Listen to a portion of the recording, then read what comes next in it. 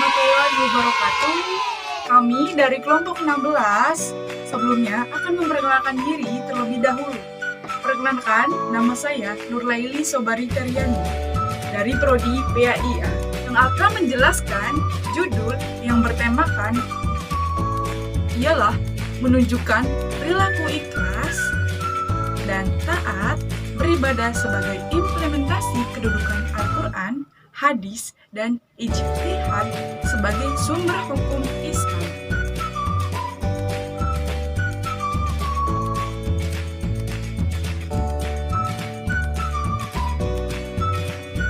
Pertama, ada pengertian ikhlas. Ikhlas mempunyai arti kejujuran hamba dalam meyakini atau akidah dan perbuatan yang hanya ditunjukkan kepada Allah Subhanahu wa Ta'ala. Secara istilah, ikhlas bermakna bersih, suci, yang murni semata-mata mengharapkan penerimaan dari Tuhan dalam melakukan sesuatu perbuatan tanpa penyekutuan Tuhan dengan yang lain. Pendapat ulama yang mengeluarkan pendapat pengertian tentang ikhlas. Yang pertama itu ada dari Abu Halib Al-Maqi, berpendapat bahwa pemurnian agama dan hawa nafsu yang menyimpang. Selanjutnya yaitu ada menurut Al-Qushayrini. Al-Qushayrini berpendapat bahwa dalam mengarahkan semua ketaatan mendekatkan diri kepada Allah Subhanahu wa Ta'ala. Yang ketiga, menurut Al-Ghazali, yaitu mengeluarkan pendapat bahwa amal yang sakit yang dilakukan itu adalah mendapatkan imbalannya surga. Yang keempat, itu menurut Muhammad Abduh, itu berpendapat bahwa ikhlas beragama untuk Allah Subhanahu wa Ta'ala. Ciri-ciri ikhlas. Yang pertama, itu beramal baik dalam keadaan sendiri ataupun bersama orang banyak. Yang kedua, itu mengharapkan ridha Allah Subhanahu wa Ta'ala, melakukan secara tulus tanpa pamrih. Yang ketiga, itu sabar menghadapi ujian, yang artinya kemampuan menghadapi rintangan. Yang keempat itu tawakal. Tawakal itu artinya berserah diri kepada Allah Subhanahu wa Ta'ala. Seorang dikatakan memiliki sifat ikhlas apabila dalam melakukan perbuatan ialah selalu didorong oleh niat yang baik untuk berbakti kepada Allah Subhanahu wa Ta'ala. Dan bentuk perbuatan itu sendiri dapat dipertanggungjawabkan kebenarannya suatu saat nanti. Manfaat dan keutamaan ikhlas.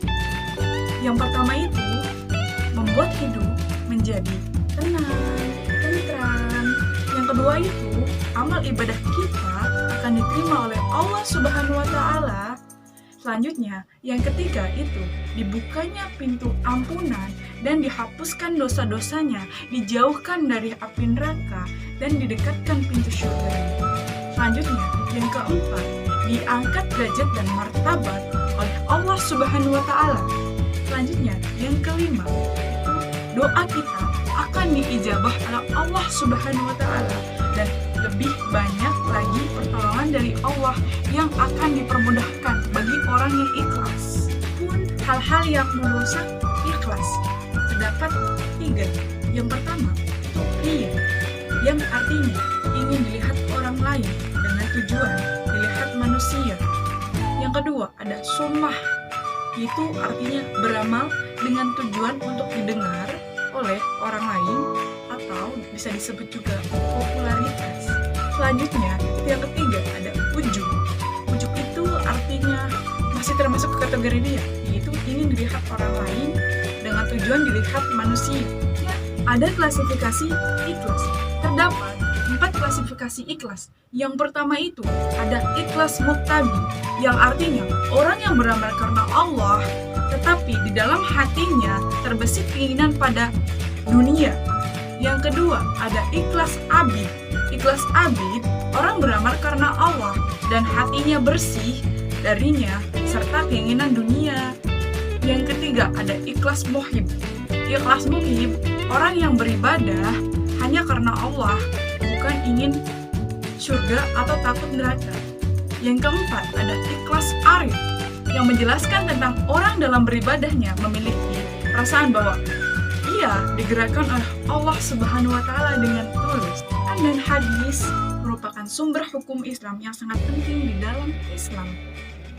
Umat Islam yang selalu berpedoman kepada kedua rujukan tersebut akan hidup bahagia, baik itu kebahagiaan yang didapat di dunia maupun kehidupan yang didapatkan di akhirat.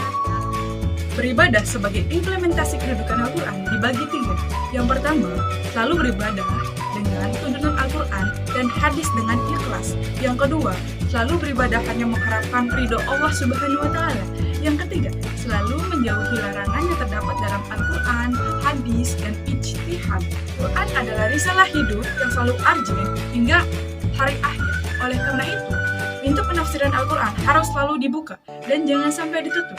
Al-Quran merupakan mukjizat yang sangat penting diturunkan oleh Allah Subhanahu wa Ta'ala melalui Rasulnya Muhammad SAW yang tidak pernah diragukan lagi. Selanjutnya, di dalam Al-Quran telah menjelaskan begitu tingginya nilai keikhlasan dan pentingnya untuk mendapatkan keikhlasan Allah. Adapun ayat-ayat yang berkenaan menunjukkan tentang betapa besarnya orang yang berikhlas.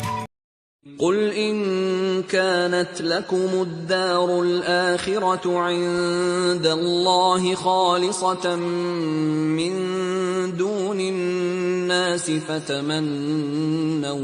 فتمنوا الموت إن كنتم صادقين.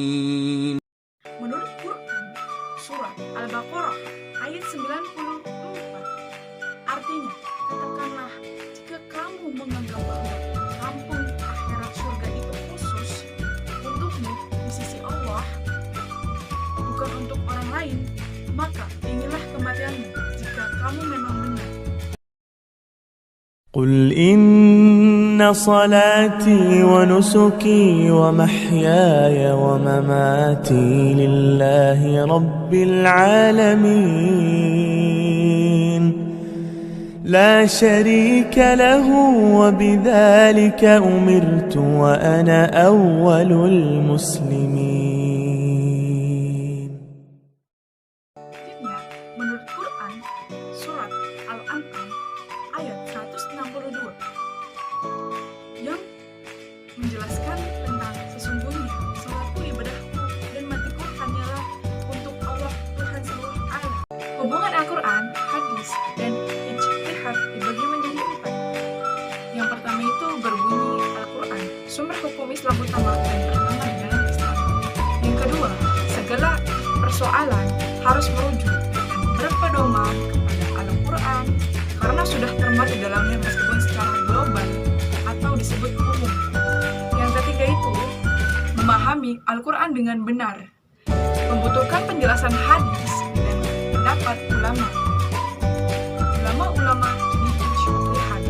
Yang keempat itu memahami hadis dengan jelas, membutuhkannya penjelasan para ulama atau bisa disebut juga dengan ijtihad.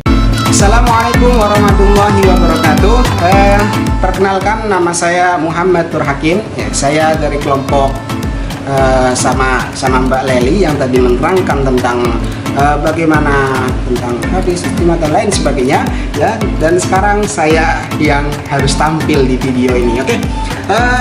Saya akan lanjutkan keterangan yang tadi diterangkan oleh Mbak Leli yang cukup menarik ya pembawaannya, dan juga harus kita pahami juga bahwasanya dalil hadis ya, ada sebuah dalil hadis dan juga ada sebuah nas juga ya. Kali ini saya akan membawakan sebuah pemateri lagi ya, mungkin yang pertama yaitu dalil hadis sebagai sumber hukum Islam tentunya ya. Dalam Al-Quran ya diterangkan juga, atau dalam Al-Quran ayatnya sudah tertera jelas. Yang pertama yaitu yang berbunyi ya, yang berbunyi A'udzu billahi minasyaitonir rajim. Bismillahirrahmanirrahim. Wa ma ataakumur rasulu fakhudhuhu wa ma nahakum anhu fantahun. Oke, artinya, dan apa-apa yang diberikan Rasulullah SAW kepadamu maka terimalah ya. dan apa-apa yang dilarangnya maka tinggalkanlah. Oke, dari sebuah Al-Qur'an ya, ayat-ayat Al-Qur'an ini ya sudah jelas nasnya itu sudah ada di dalam hadis yang tadi diterangkan oleh Mbak Nur Laili. Oke. Yang selanjutnya yaitu dalil ijtihad sebagai sumber hukum Islam ya. Ijtihad memiliki kedudukan sumber hukum Islam setelah Al-Qur'an dan hadis ya. Hal ini sesuai dengan sabda Rasulullah SAW yang artinya ya, dari Mu'adz ya. Mu'adz itu merupakan sahabat Kanjeng Nabi yang dekat juga dengan Kanjeng Nabi Muhammad SAW ya. Bahwasanya Nabi Muhammad SAW ketika mengutusnya ke Yaman, dia bersabda, bagaimana engkau akan memutuskan suatu perkara yang dibawa orang kepadamu ya. Jadi di sini di ijtihad itu juga sahabat Mu'adz diberikan sebuah pertanyaan seperti itu oleh Kanjeng Nabi ya. Lalu sahabat Mu'adz berkata atau menjawab perkataan Kanjeng Nabi dengan jawaban yang sungguh luar biasa ya. Saya akan memutuskan menurut kitabullah ya. Kitabullah dalam di sini Al-Qur'an ya.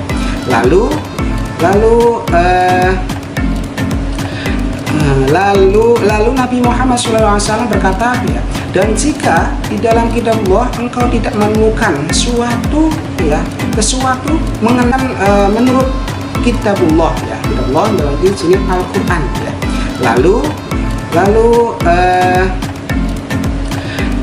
Lalu Nabi Muhammad SAW berkata ya, dan jika di dalam kitabullah engkau tidak menemukan sesuatu mengenai hal atau soal itu ya, bagaimana? Terus sahabat Mu'adz ya menjawab, jika begitu saya akan memutuskan menurut sunnah Rasulullah SAW. Jadi memutuskan sesuatunya menurut sunnah ya, sunnah dalam arti yang dikerjakan oleh Kanjeng Nabi Muhammad SAW. Oke, saya pindah posisi dulu sebentar, nah ini repot ya. Lanjut ya. Jadi menurut sunnah ya, sunnah. Kemudian Nabi Muhammad SAW berkata lagi, ya, bertanya lagi kepada sahabat Mu'adz. Dan jika engkau tidak menemukan ya, suatu hal itu di dalam sunnah, ya, maka bagaimana? Ya, sahabat Mu'adz menjawab dengan sangat tegas ya. Saya akan mempergunakan pertimbangan ya, akal pikiran sendiri. Berarti istihadul birra ya. Jadi secara pertimbangan sini sahabat Mu'adz tersebut juga merupakan sahabat yang alim juga ya, dengan Kanjeng Nabi Muhammad SAW ya, tanpa bimbang sedikit pun. Jadi ketika dan ini tidak ada dalam itu, maka sahabat Mu'adz pun itu dengan istihadul birra dan pertimbangan sendiri. Jadi pemikirannya itu sudah dibekali dengan ilmu pengetahuan yang sangat luar biasa ya. Nah itu ya. Terus kemudian Nabi Muhammad SAW ya bersabda ya, Maha suci Allah Subhanahu wa Ta'ala ya, yang memberikan bimbingan kepada utusan Rasulnya ya, dengan suatu sikap yang disetujui Rasulnya. Jadi sahabat Mu'adz itu sangat luar biasa ya, dengan jawaban yang sangat tegas dan juga jawabannya itu sesuai dengan apa yang Nabi ajarkan dan sebagainya ya. Terus selanjutnya yaitu fungsi hadis terhadap Al-Qur'an ya. Jadi fungsi hadis terhadap Al-Qur'an juga ada di sini ya. Jadi hadis juga bisa ada fungsinya di dalam Al-Qur'an ya. Yang pertama yaitu menjelaskan ayat-ayat Al-Qur'an yang masih bersifat umum ya. Contohnya ya, ada ayat Al-Qur'an yang memerintahkan sholat ya. Sholat itu masih umum ya perintahnya ya. Perintah sholat dalam Al-Qur'an masih bersifat umum ya, masih bersifat, sehingga diperjelas lagi dengan adanya hadis ya. Hadis Rasulullah SAW tentang sholat ya, baik tentang tata caranya maupun suatu sikap yang disetujui Rasulullah. Jadi sahabat Mu'adz itu sangat luar biasa ya, dengan jawaban yang sangat tegas dan juga jawabannya itu sesuai dengan apa yang Nabi ajarkan dan sebagainya ya. Terus selanjutnya yaitu fungsi hadis terhadap Al-Qur'an ya. Jadi fungsi hadis terhadap Al-Qur'an juga ada di sini ya. Jadi hadis juga bisa ada fungsinya di dalam Al-Qur'an ya. Yang pertama yaitu menjelaskan ayat-ayat Al-Qur'an yang masih bersifat umum ya. Contohnya ya, ada ayat Al-Qur'an yang memerintahkan sholat ya. Sholat sholat itu masih umum ya perintahnya ya. Perintah sholat dalam Al-Quran masih bersifat umum ya, masih bersifat, sehingga diperjelas lagi dengan adanya hadis ya, hadis Rasulullah SAW tentang sholat ya, baik tentang tata caranya maupun jumlah bilangan rakaatnya ya, untuk menjelaskan perintah sholat tersebut. Misal keluarlah misalnya keluarnya sebuah hadis yang berbunyi sholatlah kalian sebagaimana kalian melihat aku sholat ya, ya seperti itu ya. Terus juga yang selanjutnya yang kedua yaitu memperkuat pernyataan yang ada di dalam Al-Quran ya, seperti dalam Al-Quran terdapat ayat yang menyatakan ya, barang siapa di antara kalian melihat bulan ya, maka berpuasalah ya. Maka ayat tersebut itu diperkuat dengan sebuah hadis yang berbunyi berpuasalah karena melihat bulan dan berbukalah karena melihatnya ya. Hadis riwayat Bukhari dan Muslim ya. Di sini bisa dijelaskan, bisa kita analisakan bahwasanya bulan tersebut merupakan bulan suci Ramadan ya. Terus yang selanjutnya itu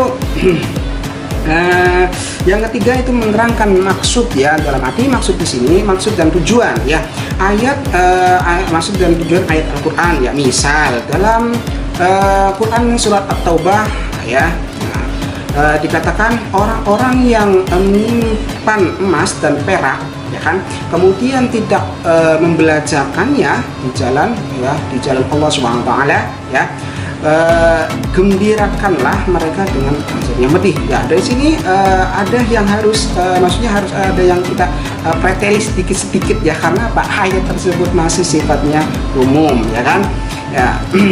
Ayat ini dijelaskan oleh hadis yang berbunyi Allah Subhanahu wa taala tidak mewajibkan zakat kecuali supaya menjadi ayat ini dijelaskan oleh hadis yang berbunyi Allah Subhanahu wa taala tidak mewajibkan zakat kecuali supaya menjadi baik harta-hartamu yang sudah dizakati ya kan. Nah, ini bagi orang yang mempunyai banyak harta ya, seperti sultan dan lain sebagainya, itu ada yang kaitannya dengan namanya zakat dan lain sebagainya ya. Terus yang keempat yaitu menerapkan hukum baru yang tidak terdapat dalam Al-Quran. Maksudnya ya adalah bahwa jika suatu masalah tidak terdapat hukum ya, tidak terdapat hukumnya dalam Al-Quran, diambil dari hadis yang sesuai ya. Misal bagaimana hukum seorang laki-laki yang menikahi saudara perempuan istrinya ya, maka hal tersebut dijelaskan dalam sebuah hadis Rasulullah SAW ya, yang artinya dari Abi Hurairah radhiyallahu anhu ya, Rasulullah SAW bersabda, dilarang seseorang mengumpulkan atau mengawini secara bersamaan seorang perempuan yang bersaudara dari ayahnya, serta seorang perempuan dengan saudara perempuan dari ibunya. Dari hadis ini sudah maksudnya bisa kita jelaskan ya, biasanya banyak penjelasannya ada di kitab Faraid ya, kitab fikih Fathul Qorib dan itu Faraid juga ada. Kalau saya jelaskan di sini itu terlalu panjang videonya. Oke, mungkin ini saja yang bisa saya sampaikan ya dari persoalan ini. Saya mohon maaf ketika ada penyampaian yang kurang jelas dan lain sebagainya, atau interaksi saya yang kurang berkenan di hati Anda, tolong maafkan ya. Untuk yang belum subscribe, biasa subscribe dulu ya, tombol loncengnya udah ada tersedia ya. Kalau yang belum like juga like nggak apa-apa. Kalau misalnya yang nggak suka dengan video ini, oke, dislike aja nggak apa-apa. Yang penting tinggalkan kolom komentar ya, komentarnya apa supaya motivasi dari kalian ya, netizen yang selalu mengkomentari secara sesuka jari kalian, oke, bisa kami tanggapi dengan baik. Oke, sekian, terima kasih, semoga selalu sehat selalu, dan kami undur diri. Wassalamualaikum warahmatullahi wabarakatuh.